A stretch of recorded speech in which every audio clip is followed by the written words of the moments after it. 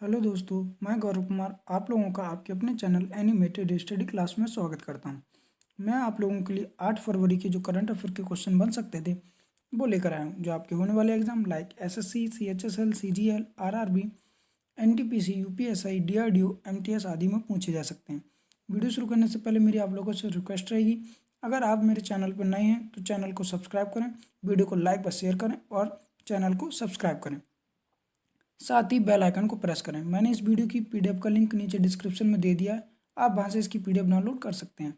और मैंने टेलीग्राम का भी लिंक दे दिया है, आप वहां से टेलीग्राम में जुड़ सकते हैं और वहां पर भी मैंने पीडीएफ डाल दी है, आप वहां से पीडीएफ डाउनलोड कर सकते हैं। चलिए आज का पहला क्वेश्चन देखते हैं। हाल ही में महिला जननांग विकृति के लिए जीरो टॉलरेंस का अंतर्राष्ट्रीय दिवस कब मनाया गया है? तो अभी हाल ही में महिला जननांग विकृति के लिए जीरो टॉलरेंस का अंतर्राष्ट्रीय दिवस मनाया गया है 6 फरवरी के लिए। कब?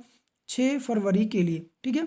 International day of zero tolerance for female genital mutilation, ठीक है।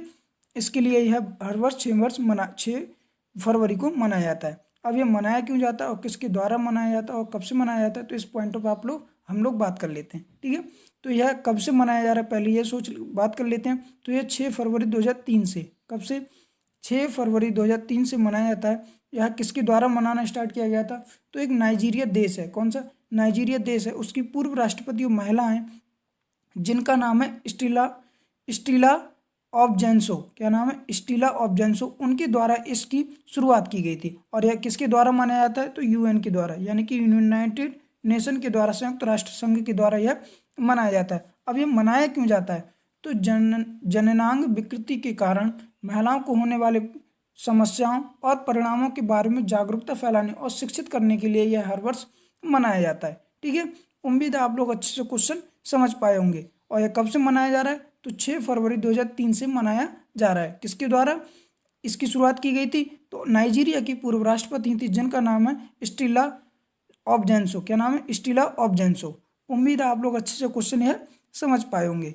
आगे बढ़ते हैं। हाल ही में भारत सरकार ने किस देश में 1 लाख कोविड-19 टीके भेजने की घोषणा की है? तो अभी हाल ही में भारत सरकार ने कंबोडिया में, कहाँ पर? कंबोडिया में कोविड-19 टीके भेजने की घोषणा की है, ठीक है। अब कंबोडिया में की है तो कंबोडिया की बात कर लेते हैं। आप मैप में देख सकते हैं, जो ये वाला जो पार्ट दिख रहा है जिसे मैंने लाइनिंग किया है, यही कंबोडिया है। क्या है? कंबोडिया।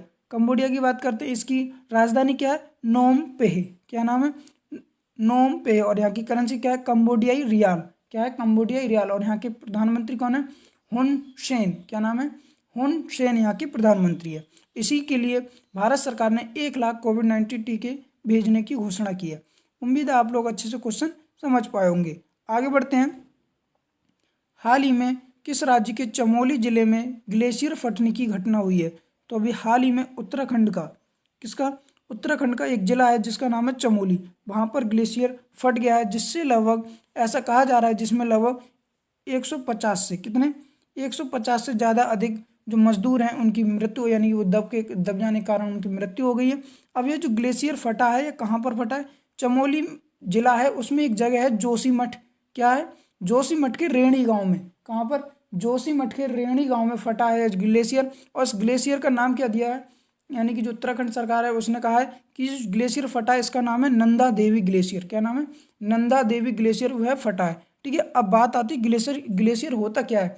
तो सालों तक एक ही जगह पर जब भारी मात्रा में बर्फ इकट्ठी हो जाती है तो वह ग्लेशियर का रूप धारण कर लेती है। यानी कि काफ़ी वर्षों के बाद, यानी कि एक ही जगह पर बर्फ इकट्ठा हो जाना, कई सालों के बाद जब वह एक पर्वत का रूप धारण कर लेती है तो वह ग्लेशियर होता है, ठीक है। अब ग्लेशियर फटता कब है?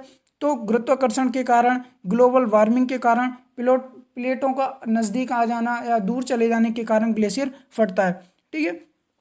उम्मीद है आप लोग अच्छे से क्वेश्चन समझ पाएंगे। जब ग्लेशियर यह फटा है तो यहाँ पर एक नदी बहती है अलकनंदा। क्या? अलकनंदा। तो उसकी सहायक नदी है धौल गंगा। क्या नाम है? धौल गंगा। उसमें यह जो ग्लेशियर फूटने के कारण उसमें गिरा है, तो जिससे वहां पर बाढ़ आ गई और लगभग, ऐसा कहा जा रहा है कि 150 लोगों की मृत्यु हो गई और लगभग 125 लोग लापता हैं। कितने? लगभग 125 लोग लापता है, ठीक है। इसी जो धौल गंगा और अलकनंदा नदी है, यहाँ पर एक विद्युत परियोजना का कार्य, वो कार्य चल रहा था, यानी कि एक विद्युत परियोजना पर कार्य हो रहा था जिसका नाम था ऋषि गंगा प्रोजेक्ट। क्या नाम था? ऋषि गंगा प्रोजेक्ट। उसी प्रोजेक्ट में ये जो मजदूर लोग थे काम कर रहे थे लगभग, जिसमें 150 लोगों की मृत्यु होने की आशंका है और लगभग 125 लोगों की लापता होने की आशंका है। ठीक है, यहाँ पर राहत कार्य चल रहा है और एनडीआरएफ जो हमारी फोर्सेज है, एनडीआरएफ, उसके द्वारा राहत कार्य किया जा रहा है। अब यह उत्तराखंड में हुई है, तो उत्तराखंड को मैप में देख लेते हैं। ये वाला जो रेड पार्ट दिख रहा है यही उत्तराखंड है। ठीक है, उत्तराखंड की बात करते हैं। यहाँ के सीएम कौन है? त्रिवेंद्र सिंह रावत। और यहाँ की गवर्नर कौन है? बेबी रानी मौर्य। कौन है? बेबी रानी मौर्य। और यहाँ की कैपिटल क्या है? देहरादून। और ग्रीष्मकालीन राजधानी क्या है? गैरसैंण। उम्मीद आप लोग क्वेश्चन समझ गए होंगे। आगे बढ़ते हैं। हाल ही में भारत सरकार ने किस कंपनी की कोरोना वैक्सीन का आवेदन रद्द कर दिया है? तो अभी हाल ही में फाइजर की कंपनी, यानी कि जो अपने देश के कोविशील्ड और कोवैक्सीन वैक्सीन थी उससे पहले आवेदन किया था, इस फाइजर कंपनी की वैक्सीन ने, यानी फाइजर ने वैक्सीन के लिए आवेदन किया था कि वह अपनी जो वैक्सीन है वो भारत में बेच सके, यानी कि उसका वैक्सीनेशन कर सके। तो ऐसा आवेदन जो भारत सरकार के द्वारा, यानी कि भारत सरकार के लिए किया गया था फाइजर के द्वारा, तो उसे अब भारत सरकार ने रद्द कर दिया है। ठीक है, उम्मीद आप लोग अच्छे से क्वेश्चन समझ पाए होंगे। आगे बढ़ते हैं। हाल ही में किस सीएपीएफ बल में पहली बार कोबरा टीम में महिला कमांडो टीम को शामिल किया गया है?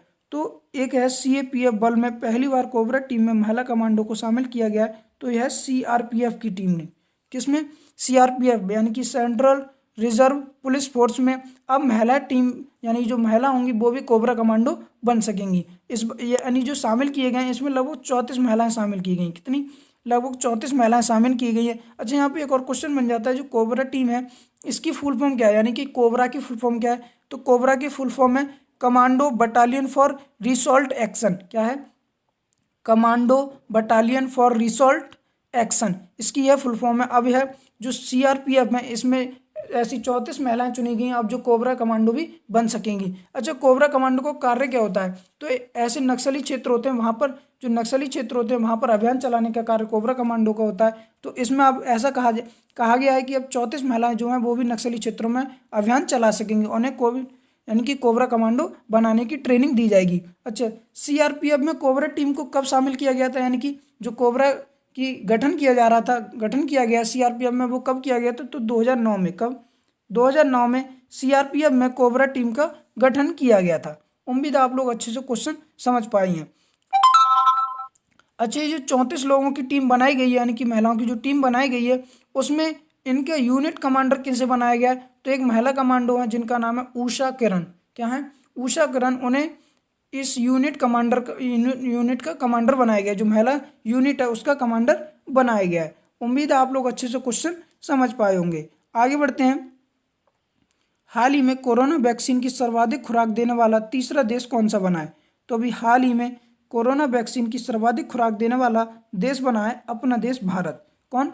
अपना देश भारत। अच्छा, तो पहले और दूसरे स्थान पर कौन कौन है? तो पहले स्थान पर अमेरिका और दूसरे स्थान पर ब्रिटेन है। अच्छा, यहाँ कोरोना वैक्सीन खुराक देने से क्या तात्पर्य है? तो अब ऐसा कहा जा रहा है कि जो भारतीय लोग हैं वो भी अब कोरोना वैक्सीन लगवाने लगे हैं, यानी कि अब वहाँ पर भी वैक्सीनेशन बहुत अच्छे तरीके से हो रहा है। अब लोग उसका ऑब्जेक्शन नहीं उठा रहे हैं कि हमें कोरोना वैक्सीन नहीं लगवानी है। तो ऐसा करने वाला अपना देश भारत बन गया तीसरा देश।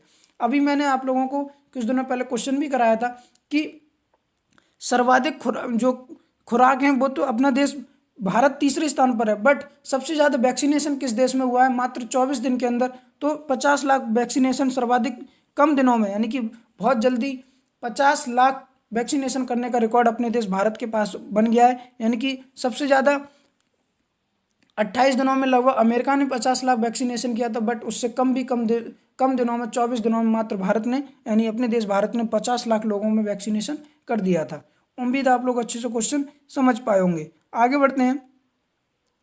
हाल ही में बंसी कोल का निधन हो गया, वह कौन थे? तो इसका आंसर होगा उपरोक्त सभी। यानी कि बंसी कोल का निधन हो गया तो वह एक रंगकर्मी, लेखक और चित्रकार, यानी कि यह तीनों थे। तो इसका आंसर सही होगा उपरोक्त सभी। ठीक है, आप इमेज में देख सकते हैं जो दिख रहे हैं यही बंसी कोल है और इन्हें पद्मश्री से सम्मानित किया गया था, यानी कि जो पद्मश्री पुरस्कार है उससे सम्मानित किया गया था, इसलिए यह इंपॉर्टेंट बन जाते हैं। और एक लेखक, चित्रकार और रंगकर्मी तीनों ही थे। उम्मीद आप लोग अच्छे से क्वेश्चन समझ पाए हैं। आगे बढ़ते हैं। हाल ही में असम में आसोम माला कार्यक्रम को किसने लॉन्च किया है? तो अभी हाल ही में असम में आसोम माला कार्यक्रम को लॉन्च किया है हमारे प्रधानमंत्री नरेंद्र मोदी ने। किसने? नरेंद्र मोदी ने। अब ये आसोम माला कार्यक्रम क्या है? तो इसके द्वारा यह कहा गया है जो PWD है, यानी कि जो सड़कों का राज्यों में सड़कों का निर्माण करती है, तो उसके द्वारा यानी PWD के द्वारा राज्य में राजमार्गों का निर्माण किया जाएगा। तो इसके लिए जो भारत सरकार है उसने 8,210 करोड़ रुपए की राशि भी दी है। कितने? इस कार्यक्रम के तहत, यानी कि जो आसोम माला कार्यक्रम है इसके तहत लगभग 8,210 करोड़ रुपए की राशि भी दी है, जिसके तहत राज्य में राजमार्गों का निर्माण होगा। तो यही आसाम माला कार्यक्रम है, ठीक है, और जिसको लॉन्च किया है नरेंद्र मोदी ने। आप लोगों को पता है क्योंकि आसाम में चुनाव होने वाले हैं, तो वहाँ पर अगर रैली करने गए थे माननीय नरेंद्र मोदी जी, तो वहीं पर इसकी घोषणा की गई थी, ठीक है। अच्छा, आसाम में 2 मेडिकल कॉलेज बनाने की भी घोषणा की गई थी, यानी कि 2 जिला हैं जिनका नाम है विश्वनाथ और चराईदेव। क्या? विश्वनाथ और चराईदेव 2 जिला हैं, वहाँ पर 2 मेडिकल कॉलेज भी बनाने की घोषणा की गई है नरेंद्र मोदी जी के द्वारा। उम्मीद है आप लोग अच्छे से क्वेश्चन समझ पाए होंगे। आगे बढ़ते हैं। हाल ही में ई कैबिनेट लागू करने वाला भारत का पहला राज्य कौन सा बना है? तो अभी हाल ही में ई कैबिनेट लागू करने वाला भारत का पहला राज्य बना है हिमाचल प्रदेश। कौन सा? हिमाचल प्रदेश। ई कैबिनेट से क्या तात्पर्य है? तो यहाँ पर जो भी कार्य होगा अब वो पेपरलेस होगा, यानी कि अभी तक जो भी कैबिनेट के कार्य होते थे वो पेपर पे होते थे, बट अब वहाँ पर पेपर पे ना होकर पेपरलेस कार्य होगा। ऐसा करने वाला भारत का पहला राज्य बन गया है हिमाचल प्रदेश। हिमाचल प्रदेश को मैंने आप लोगों को बजट से क्वेश्चन भी जुड़ा हुआ कराया था कि जो पेपरलेस बजट पेश किया गया था पहली बार किसी राज्य के द्वारा, तो वह भी हिमाचल प्रदेश था। कौन सा था?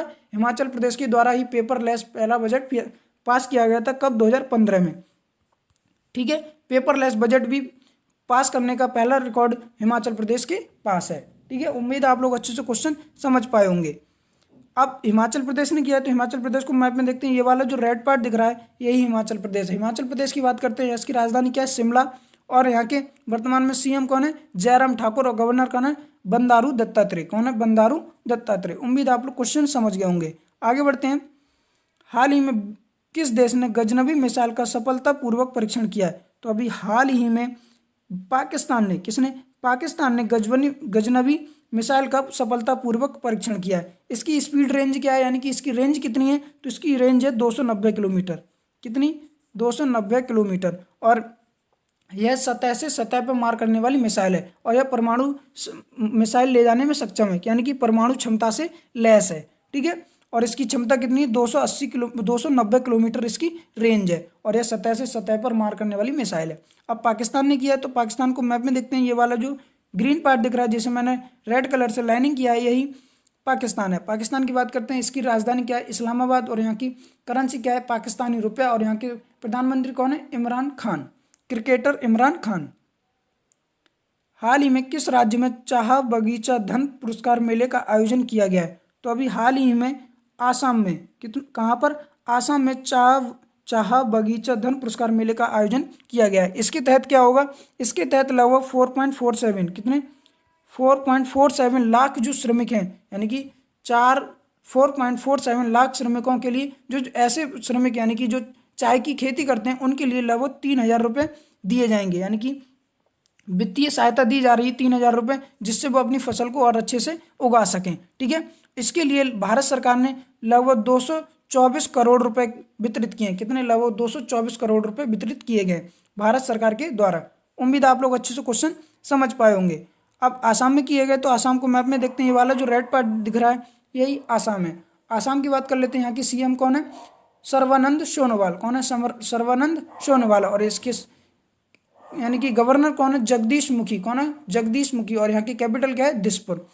उम्मीद आप लोग आज के क्वेश्चन समझे होंगे। तो मेरा आप लोगों से एक बार फिर से निवेदन रहेगा कि वीडियो को लाइक व शेयर करें और चैनल को सब्सक्राइब करें, साथ ही बेल आइकन को प्रेस करें।